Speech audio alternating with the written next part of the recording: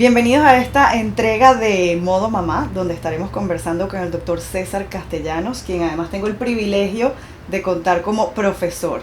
El doctor César Castellanos es psicólogo, es neuropsicólogo y bienvenido. Gracias por acompañarnos hoy. Gracias, muchas gracias por tenerme acá en tu programa. En el día de hoy vamos a estar conversando sobre distintos temas que nos interesan a los padres, pero lo primero que quisiera enfocarnos, que sea como nuestro punto de partida, es ese interés que usted ha desarrollado a lo largo de su trayectoria académica y su experiencia clínica en torno al tema del apego. ¿Por qué termina siendo el apego un referente tan importante? Así esa es la palabra que creo que es más adecuada, es un referente. Es un referente para el trabajo con niños, es un referente para el trabajo con adolescentes, es un referente para el trabajo con parejas, es un referente para entender las distintas complicaciones emocionales que las personas pueden desarrollar a lo largo de su adultez.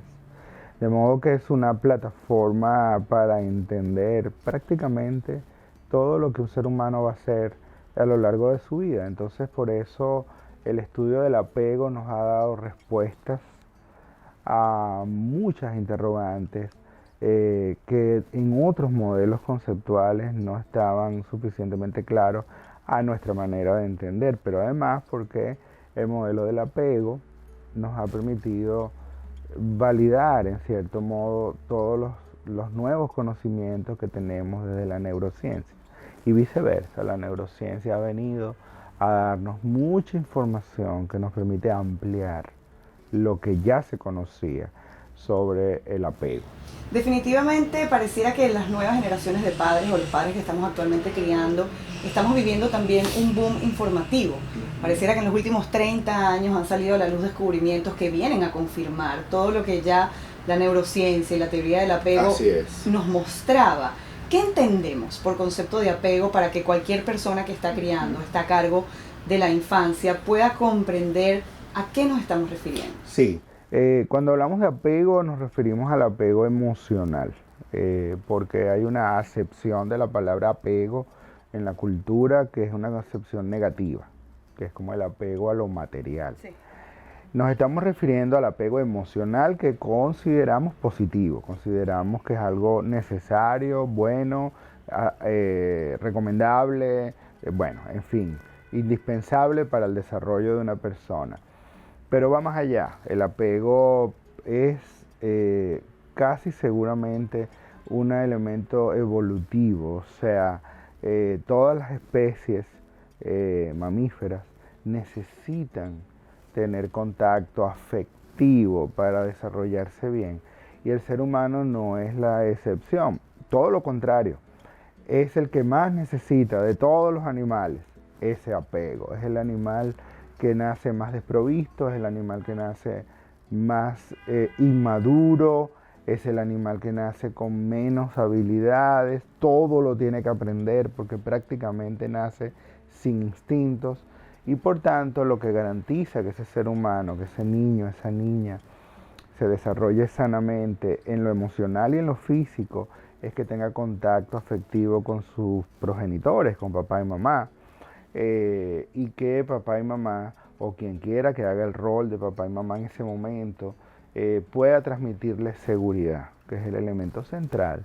Cuando un niño crece con seguridad, todo lo demás viene ya por añadidura, pero si no hay seguridad básica, es muy probable que el primer piso de ese edificio esté suficientemente resquebrajado como para que cuando los otros pisos aparezcan se venga el edificio abajo.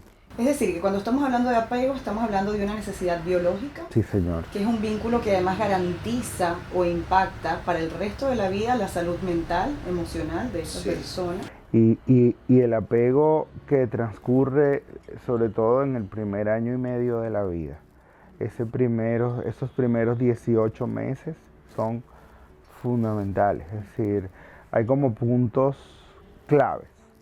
El elemento más importante transcurre en los primeros 6 meses, que coincide con el periodo de lactancia.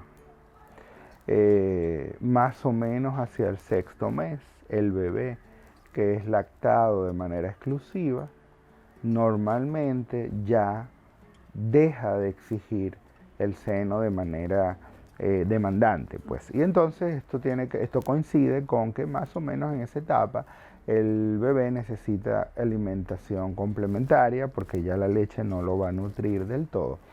Pero esos primeros 6 meses coinciden con muchísimos otros procesos que van junto con la lactancia, que van con la maduración neurológica, que van con la capacidad de desarrollo de las estructuras que le van a permitir a ese niño hablar, caminar, vincularse afectivamente. Es decir, todo eso ocurre en esos primeros 6 meses, son clave. Luego, en los 18 meses, otro punto de corte clave. O sea, los primeros 18 meses marcan cómo el niño o la niña va a entender los procesos de dar y recibir afecto, negociación del poder, establecimiento de límites, es decir, hay una serie de cosas allí. Quiero retomar ese punto porque se habla mucho en esta época de que estas generaciones están creciendo sin límites. Pareciera que el límite viene a ser algo opcional. ¿Cómo se relacionan apego, límite y salud mental? Mucho, mucho.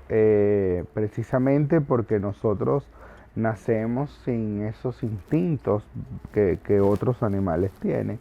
Tenemos que aprender hasta dónde podemos llegar y hasta dónde no podemos llegar, hasta dónde podemos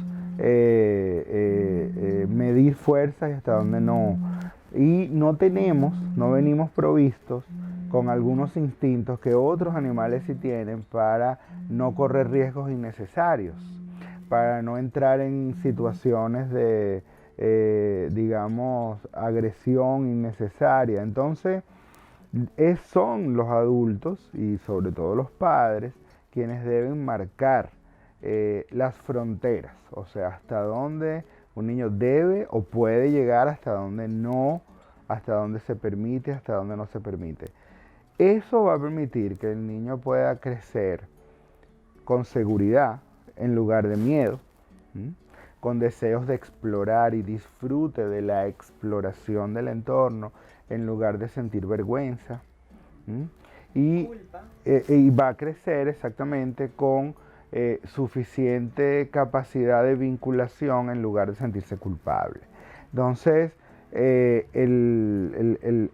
esas fronteras, esos límites, además, van a ayudar, cuando se las ponemos claras a un niño, van a ayudar a que los circuitos cerebrales encargados de lo que luego va a ser la inhibición del impulso, es decir, la capacidad de autorreprimir mis impulsos, de monitorearme y de gestionarme a mí mismo, ¿no? Esa capacidad de autocontrol se pueda desarrollar en el niño. Sabemos, hoy día, sabemos con bastante certeza, o por lo menos así está bastante demostrado en muchos estudios, que cuando un niño no tiene autocontrol, las posibilidades de éxito en su vida disminuyen muchísimo, de su vida adulta, ¿no?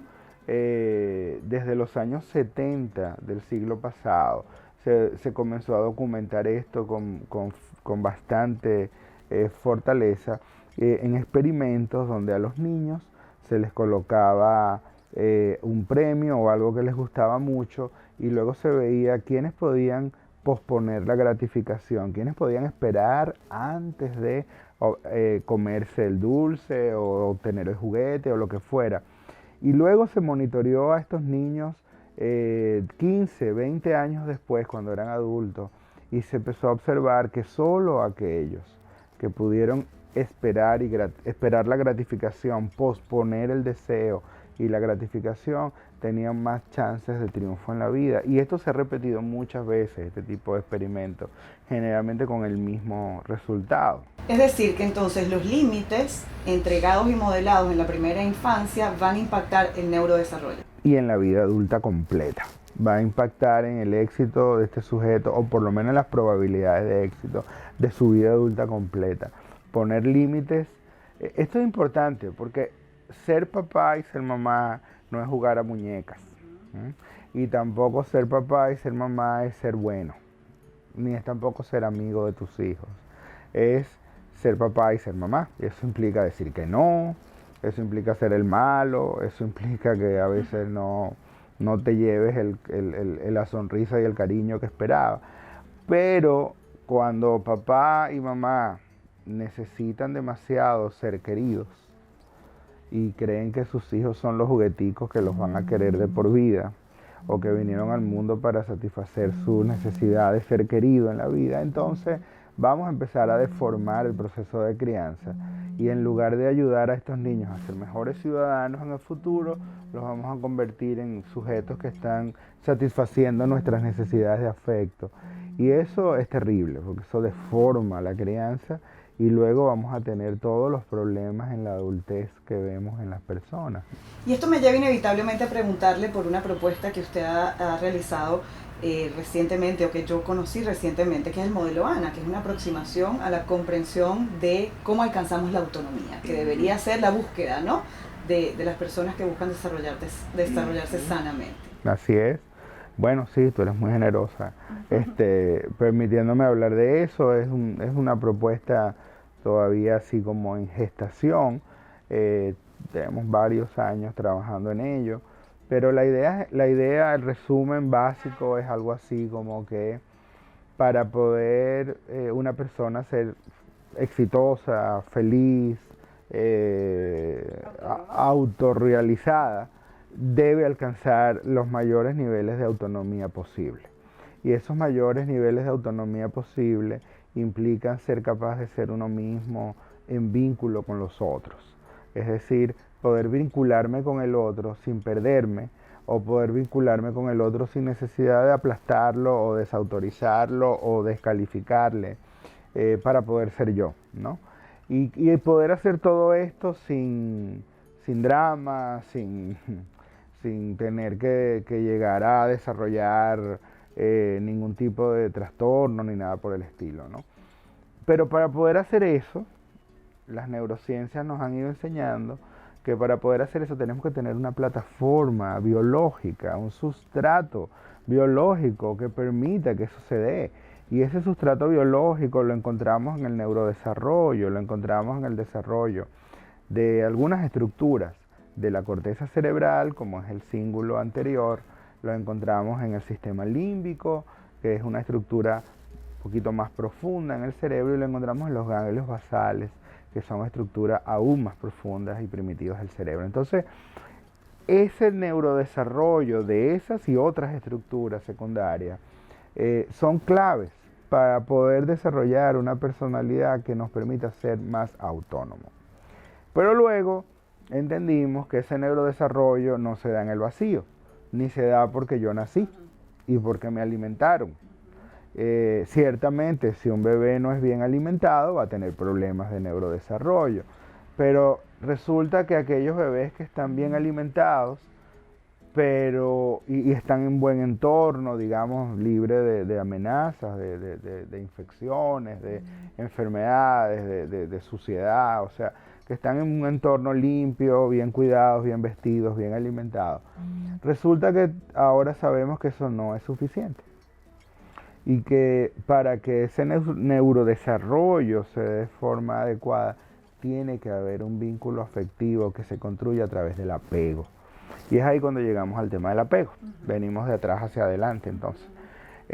Y porque el apego nos está diciendo es que resulta que los distintos patrones de vinculación son los que estimulan los factores de crecimiento en el cerebro que permiten que ese cerebro se organice de tal forma que permita posteriormente almacenar en su interior una personalidad que propenda a la autonomía. Entonces, como que todo se ha ido como cayendo en su lugar, ¿no? Todo se ha ido como metiendo en el rompecabezas, y ha ido dándole forma a una explicación, a un modelo que nosotros pensamos pues que tiene sentido, y que obviamente necesita mucha más investigación y necesita mucho más soporte, pero que se va a seguir complejizando, ¿no? Es muy probable que finalmente lleguemos al punto en que los extremos se toquen, ¿no? Y el principio y el fin sea el mismo.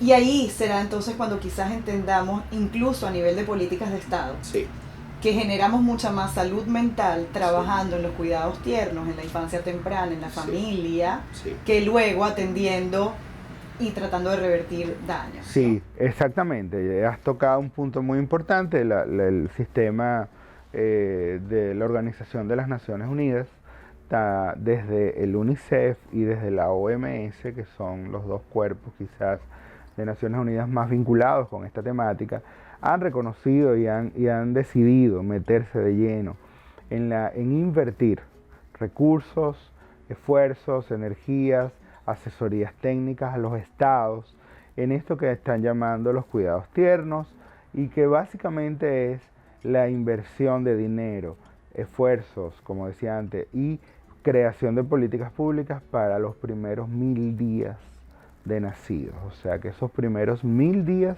se han ya bastante documentado que son claves fundamentales, equivale más o menos a los primeros 3 años. ¿Qué ha pasado entonces en la situación que se presenta con frecuencia de unos adultos que se han convertido en padres, pero que su propia experiencia como hijos no ha sido la más sana a nivel de apego, a nivel emocional? Hoy en día quizás tengan conciencia y no quieran repetir los patrones con sus hijos, pero no tienen los referentes. O no hubo la conciencia y ya se han repetido estos patrones y en algún momento decimos: estoy escuchando al doctor Castellanos y ahora entiendo que esto que he venido haciendo con mis hijos no lo he debido hacer. Sí, bueno, nunca es tarde, ¿no? Entonces, si usted nos está viendo y dice, bueno, pero yo no hice nada de eso y ahora ¿qué hago? No, bueno, nunca es tarde, sobre todo en lo que tiene que ver con el relacionamiento humano. El amor lo puede todo, no hay manera de que el amor no pueda cambiar las cosas, pero tiene que ser genuino, ¿no? O sea, tiene que entregarse a la experiencia de amar a sus hijos y a través de ese amor empezar a construir ese vínculo que les va a dar a ellos seguridad, les va a dar a ellos la certeza de que no importa lo que pase allá afuera, tienen un respaldo aquí adentro que les va a sostener. Y ese va a ser el primer paso para empezar a construir lo que falte después de eso. Pero además el cerebro humano nunca deja de formarse y es completamente moldeable, no importa la edad que se tenga. Entonces ahí también hay una oportunidad de cambios que no nos debe llamar entonces esto como a culpa ni a angustia, sino más bien motivarnos a buscar información y a tratar de hacer las cosas un poco mejor. ¿Cuáles son esos factores protectores que podemos generar para nuestros hijos durante estos primeros 1000 días de vida en torno al apego y a la salud mental? En primer lugar, pensar en el escenario ideal sería como papá y mamá allí para el bebé, en el mundo ideal, ¿no? Sabemos que no siempre es así. En ese mundo ideal, pero como decía alguien, es una utopía realizable. En ese mundo ideal, además, ese bebé va a ser lactado de manera exclusiva por 6 meses y posteriormente durante al menos un año, entonces va a ser lactado complementado con alimentos semisólidos y sólidos. En ese mundo ideal, papá y mamá van a ser los más cercanos entre ellos, más que cualquier otro miembro de la familia. O sea, papá y mamá no van a crear alianzas con sus hijos por encima del vínculo de pareja, porque cuando ese vínculo de pareja es el más fuerte, los hijos entonces tienen espacios para crecer sanos. Pero cuando papá o mamá hacen alianza con uno de los hijos, eso es una de las predicciones de que va a haber problemas probablemente en el sistema familiar. Otro elemento es que papá y mamá no van a interferir en la resolución de los conflictos entre hermanos. O sea que ellos van a resolver sus temas y ellos van a resolver sus problemas sin que papá y mamá tengan que meterse en eso. Cuando papá o mamá se meten en esos tipos de cosas, van a generar distorsiones también en la resolución de los conflictos. Muchas veces nos dicen la mamá, no, pero es que él es más chiquito y el mayor no puede abusar de él. Digo, sí, él es más chiquito solo cuando usted lo está viendo. Cuando usted no lo está viendo es un bellaco, sabe cómo buscarle la vuelta a las cosas para defenderse del mayor, así que no se preocupe.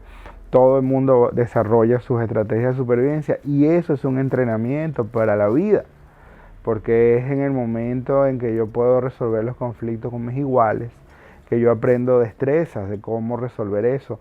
Si el aprendizaje es que va a venir alguien con mayor poder y autoridad a meterse para resolver, entonces, bueno, lo que estaré aprendiendo de adulto es que siempre voy a tener que buscar un padrino para resolver mis problemas y yo no voy a tener habilidades para poder enfrentarlos, ¿no? Entonces, en ese mundo ideal, el bebé debe tener sus necesidades satisfechas, alimenticias y afectivas, pero sobre todo afectivas. Cuando mamá y papá están cerca del bebé, aprenden a identificar sus necesidades, aprenden qué tipo de llanto comunica qué cosa, y cuando eso se aprende, la mamá sabe que ese llanto es por calor, o es por hambre, o es por sueño, o es porque hay que cambiarle el pañal.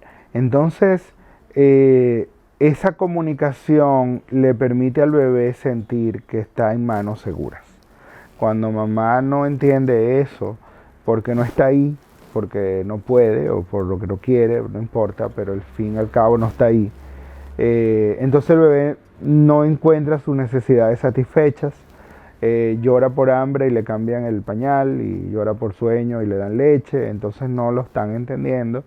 Llega fácilmente ese bebé a entender que este mundo está muy inseguro, aquí la gente realmente no, yo no sé cómo alimentarme y quien se supone que sabe tampoco sabe, entonces las cosas se empiezan a poner ansiosas y eso genera marcas, ¿no?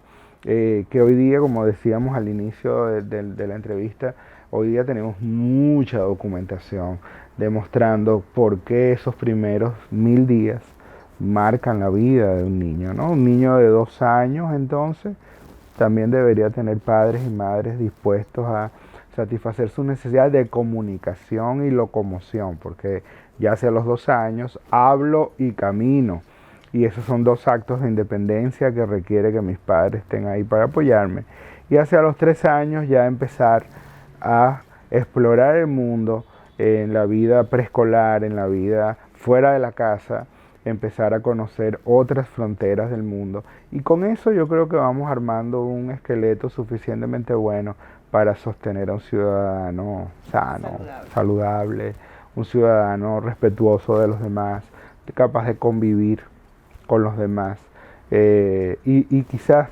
logremos ir exterminando la viveza criolla, ¿no? Que tanto daño nos ha hecho en nuestros países, donde por obtener gratificación inmediata e individual hemos exterminado las metas comunes y colectivas que nos tuviesen en una mejor condición como nación. Definitivamente. Doctor Castellanos, muchísimas gracias de nuevo por aceptar la invitación. A ustedes muchísimas gracias por estar con nosotros y nos seguiremos viendo.